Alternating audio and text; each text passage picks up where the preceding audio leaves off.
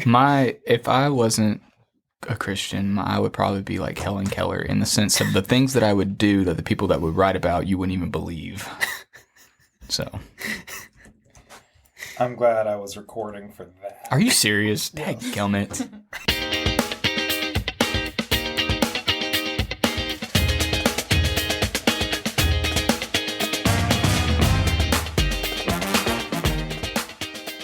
Welcome to the Dangerous Faith podcast and our version of Dangerous Life. The question for today is, if you were not a Christian, what would you be?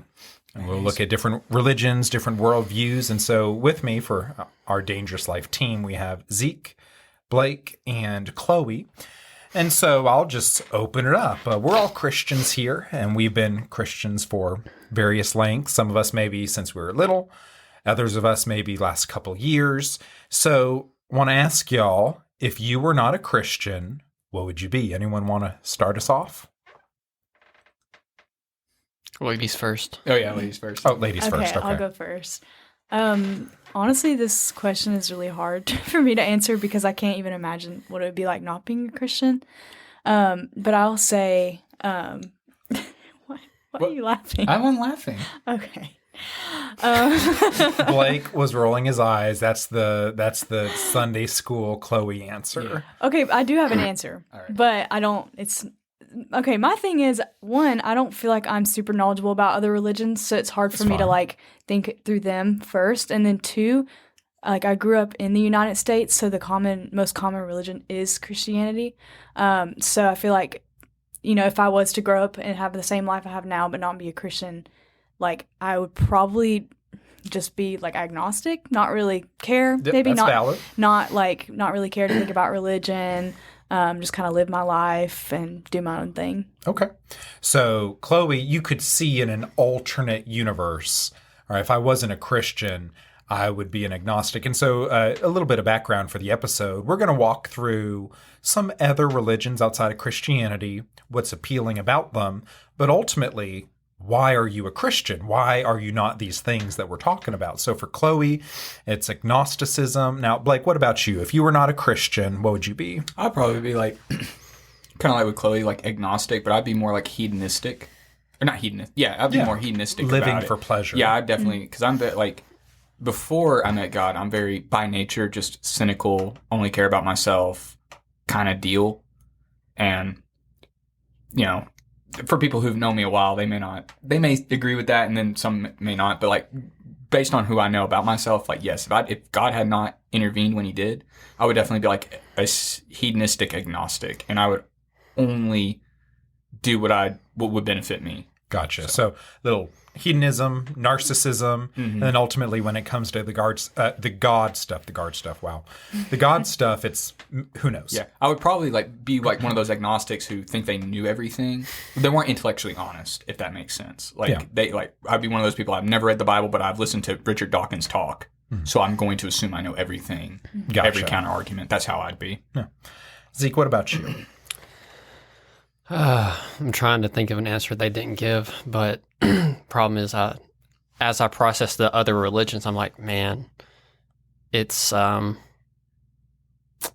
not really a good option as far as like actual religions. I mean, I know I would consider atheism and agnosticism a bit of a religion in itself, but I know that technically it doesn't fall under what most people can define as one. But they are, though. I mean, you have in practice they are, but technically they're not.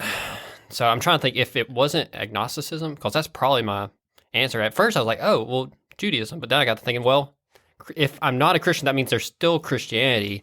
And I couldn't believe in Judaism without believing also in Christianity. So I can't do that one. Oh, goodness. What about, could you be Islamic or like Muslim? No. That would be like, that's like the lowest on the list. I would be an atheist before I'd do that. Yeah. I agree with that one. So maybe Judaism, maybe agnosticism. Is that kind of like where you're settling? I don't want to give the same answer as him, but yeah, I'm leaning towards agnosticism because, like, I would still think that there'd be some hard questions, and we can get into that, and I'll shut up. But I think that because of certain reasons, I would have to fall back on agnosticism because the other ones don't have enough good reasons. And we can dive into that. I'll shut up. Right. What would you choose, Nate? I think for me, I would choose Judaism. Well, you are a Jew, so Now, yes, that is a you don't running, get to pull rank. that is a running friendship joke amongst not a joke, us. it's a fact. You are Jewish. We're not even making fun of you. Let's just say some people add an element of what he thinks is humor. Justin's not here, Yeah. so you can't. Yes, I was not going to mention him by name. Sorry, you can bleep that out. Bleep is not here. Anyways, yes, I am Jewish by blood as well, so they're kind of hitting me with a duh. You are Jewish, yes, Zeke. Side tangent. Why do you not consider yourself a Messianic Jew? Or do you? So Messianic Jews, and I have some of those in my family. I think it's wonderful. I think it's great, but they have an emphasis on keeping certain aspects of the Old Testament law and keeping kosher maybe and different feasts. Feasts of this, feasts of that. And so they try to, obviously they're Christians, that's the messianic part, but they do try to keep up with some of the traditions and calendars and stuff that's in the Old Testament. Gotcha. So I'm not opposed to that, but because that's not a point of emphasis, I would not call myself a Messianic Jew. So that would be like the defining difference between someone who's a Messianic Jew versus you wouldn't call yourself that because there's that kind of how they practice it. Is Yes. that fair? Okay. Yes. And so I think it's a good thing. I don't see anything wrong with it, but I'm not as invested in some of those things that now in Christ, New Testament church, we're not obligated to practice. They just choose to practice. And I don't think anything's wrong with that as long as it doesn't become legalistic. But anyways, I am Jewish by blood, but I think if I was not a Christian, I would be Jewish by religion as well. Just some of the aspects of the foundation of the Old Testament, the image of God. I love that.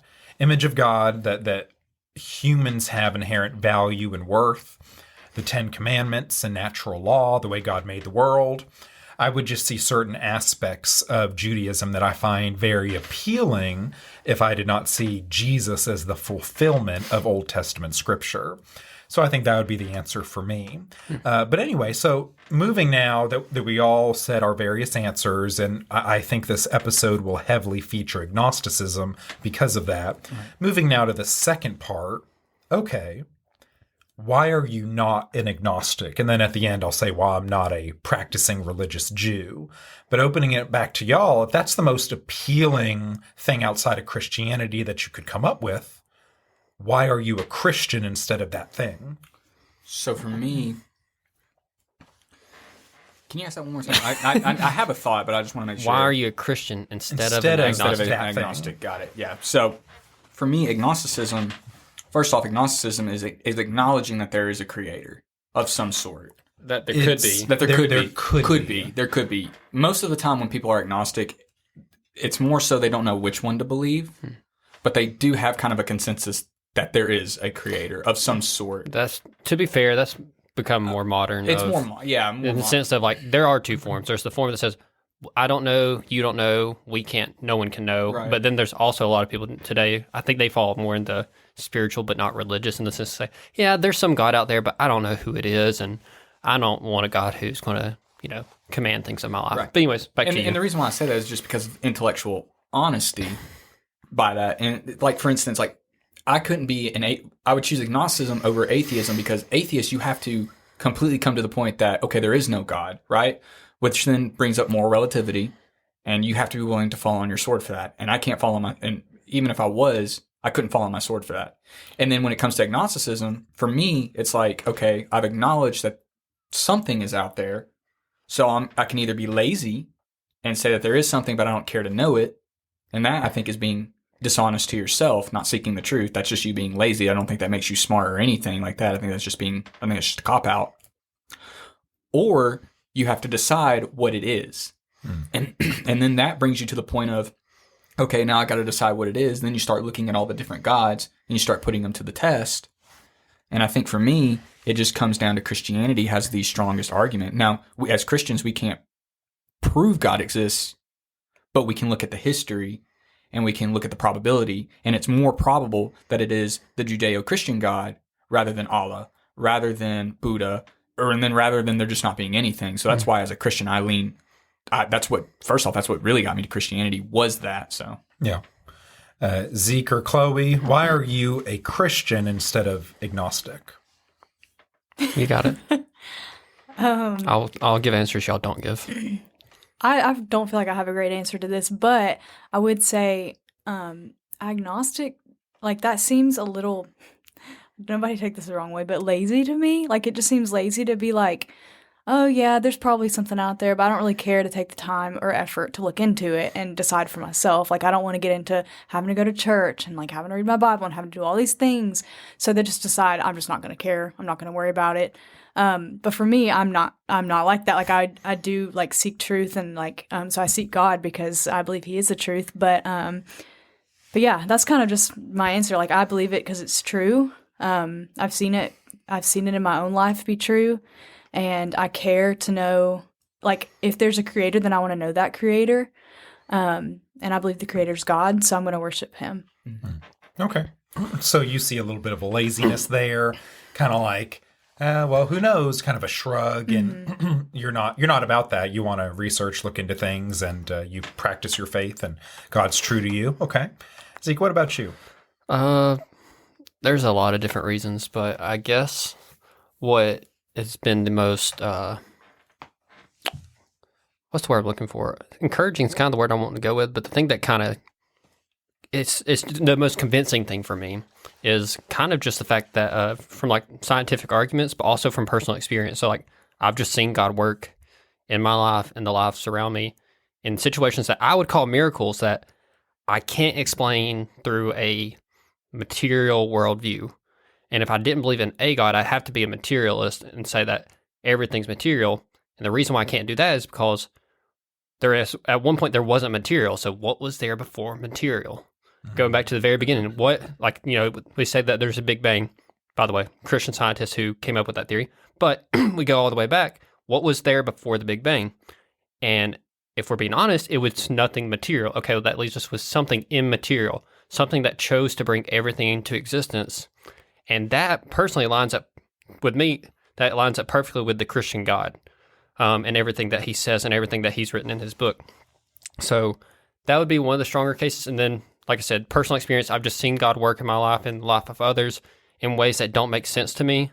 Like we talked about today in Sunday school, of like there's certain times where maybe we've gotten peace that literally, like Philippians says, that passes understanding. Like we can't explain why we had peace in a situation that there was no room for peace. Exactly. Or maybe we've seen someone, we had a little girl, a little baby she's a little over a year old now. She's like a year and a half now. Yeah, she's a year and a half now who, whenever she was still in the womb, the doctor says, she's not going to make it. She's going to die. Just be prepared.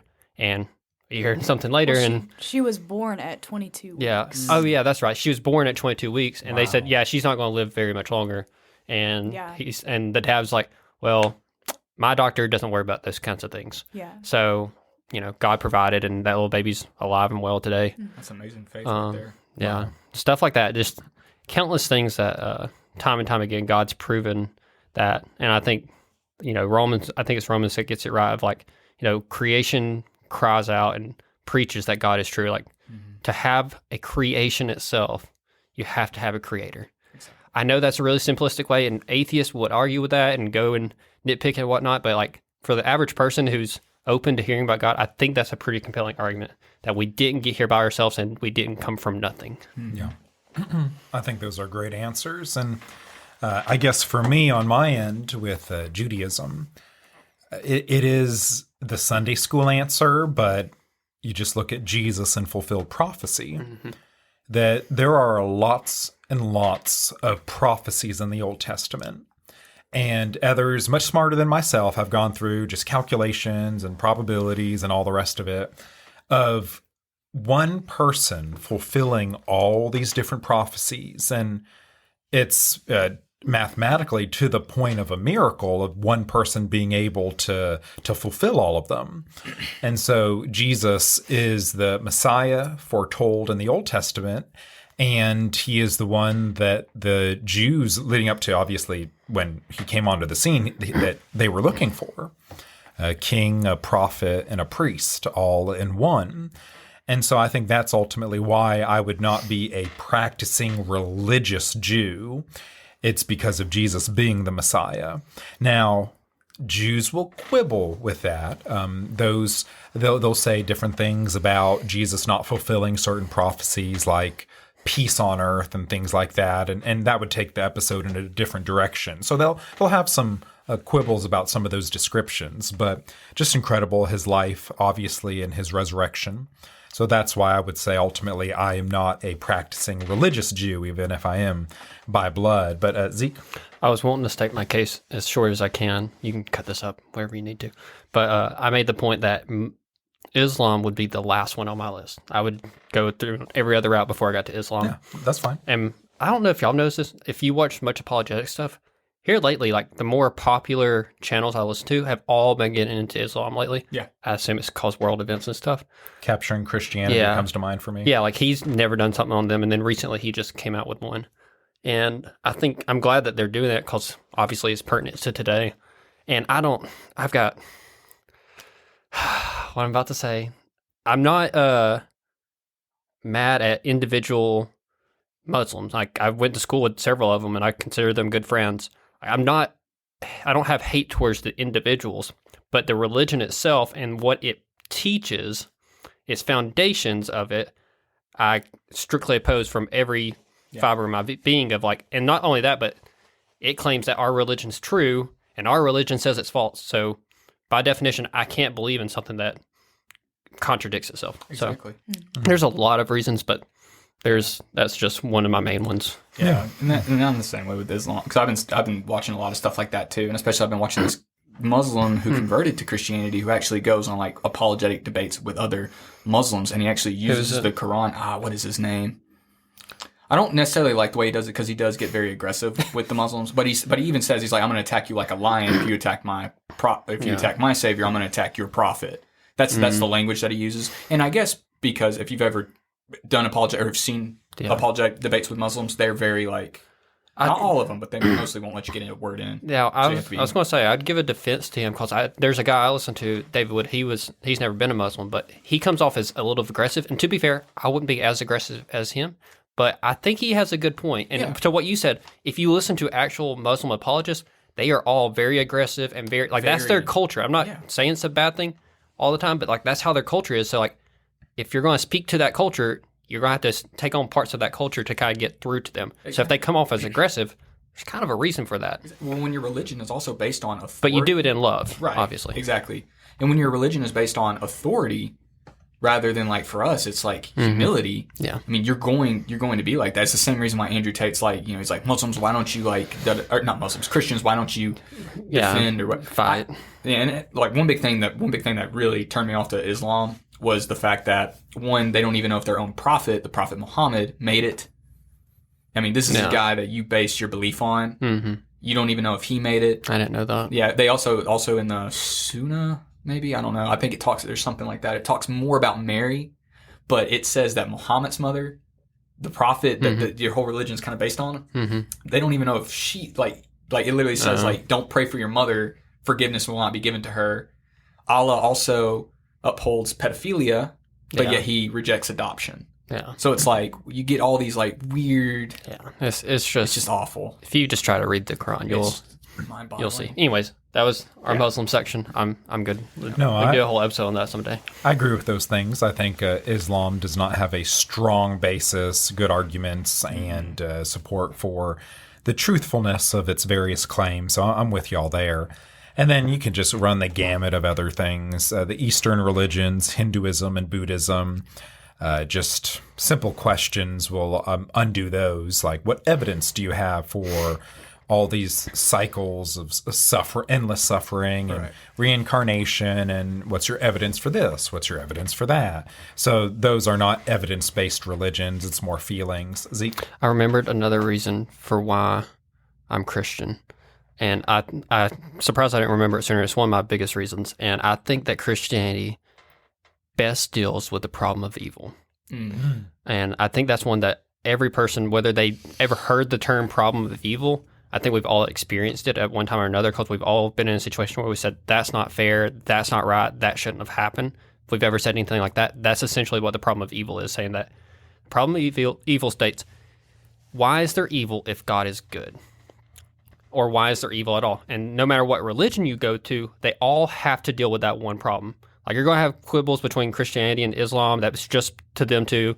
Atheists and Christianity, et cetera, et cetera. There's going to be certain things that only certain camps deal with, but this one I see applies to every single one, even atheists, because atheists will say, what about the problem of evil? Why is there evil if God is good? Well, if I'm an atheist, there is no evil. Right. The thing I'm complaining about, that's just how molecules work. That's how things happen. More relativity. It's all relative. Mm-hmm. So I can't really complain whenever a child dies of cancer. Christianity, when I say I think it handles it the best, is you can ask why a certain thing might have happened. You can say, God, why did you allow this? What you can't say is that God doesn't care. And I say that because Christ came down and suffered the same evil that we complain about. He allowed it to happen to himself so that he could deal with evil ultimately. Mm. I think that answers it for me. It doesn't give a final answer, but it gives me a comforting enough answer to know that while I may not understand it because I'm not God, at least I know that God isn't distant. Exactly. I've often said the atheist's answer to evil or response to evil is really insulting, if you think about it. In atheism, everything is natural, and that includes all sorts of suffering. So I think hit the nail on the head. We have a God who cares. But anyways, Chloe, we've been yapping on and on. Any thoughts, or we can just keep on rolling? Maybe y'all can keep on rolling. I'm just listening. Well, there we go. And one thing, so I went through a time, I guess, towards the end of high school, beginning of college, where I really struggled with my faith, and apologetics annoyed the crap out of me because I could answer my questions. The questions that I would use as a justification to live life the way that I would want to live, hedonistically, do the things that any college-age male would like to do. Unfortunately, I could answer those questions, and it bugged the ish out of me because I'm like, dang it, I actually have good answers for this. The typical, how do we know the Bible is the Word of God? How do we know God exists? Et cetera, et cetera. The problem of evil and suffering. Mm-hmm. And I think that's why I encourage people, and Zeke's phenomenal with this, just get trained in apologetics. Yep. Be able to answer some of the basics. Just how do you know God exists? I encourage people to have a couple arguments down pat. How do we know that Jesus rose from the dead? I point people to the minimal facts argument from Gary Habermas. Be able to answer different aspects of social issues. Why is marriage between one man and one woman? How do we know life begins in the womb, et cetera, et cetera? So I just encourage everyone to have a decent apologetical base. Zeke? What resource do people in the Coleman area have if they wanted to learn more about that? Well, there are a couple I could point to. One is, I hope this podcast is a blessing to people. We'll talk about a wide variety of topics. But then coming up... There we go. There we go. All right. This video is sponsored by... We're looking to start in probably the beginning of 2025. What's called a Stand to Reason outpost. And basically Zeke and I will be co-leading, and we're open to having other co-leaders as well. But we'll meet at just different churches inside of Coleman County. And it'll be an apologetics and evangelism training group. So we'll look to be able to answer some of the basic questions. And eventually, as Zeke does a good job here, we want to go out into the community and evangelize, share the gospel, tell people about Jesus. And so in 2025, if that interests you, you want to be a part of that group. It's called an outpost. We'll have more information for you as the time draw nears for that. But yes, STR Outpost will start that pretty soon. But then obviously there are lots of good podcasts and YouTube channels and the rest of it. But anyways, I think going back to agnosticism, one of the greatest weaknesses there is it takes a lot of confidence to say that we don't have enough knowledge to make a decision. Yeah.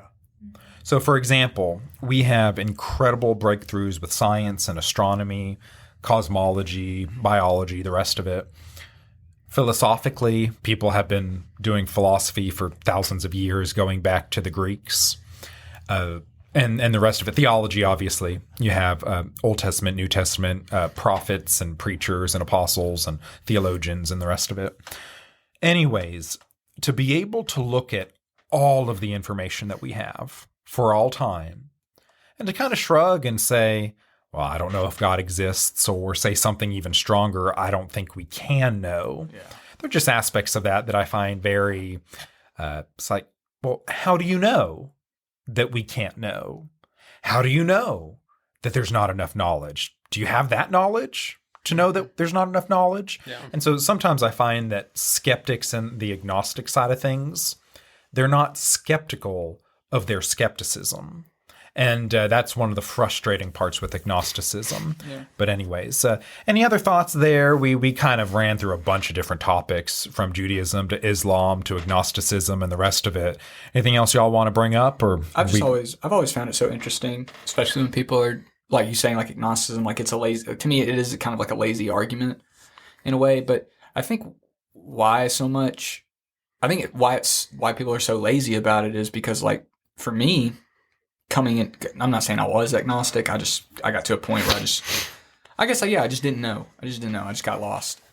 And so to me, it's like you can go about it two ways. You can sear your conscience so much to where you're just like, okay, I'm not even going to even accept the idea of God. And then your eternal salvation becomes more like do I prefer chocolate ice cream or vanilla ice cream?